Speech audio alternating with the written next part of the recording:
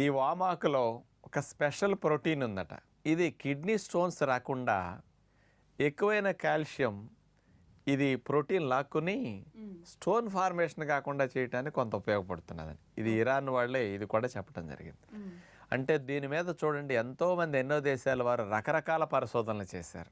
కాబట్టి వామాకులో ఉండే ఔషధ గుణాలన్నిటినీ మనం చక్కగా శరీరానికి అందించగలిగితే ఎంతో సింపుల్గా ఇట్లాంటి సమస్యల నుంచి బయటపడవచ్చు. అయితే డాక్టర్ గారు, మరి వామాకులను సాధారణంగా అయితే కనుక బజ్జీలు వేసుకుని తినడము, లేదంటే అప్పుడప్పుడు మనం చూపించినట్టుగా ఏ చట్నీలోనో వాడడమో చేస్తూ ఉంటారు.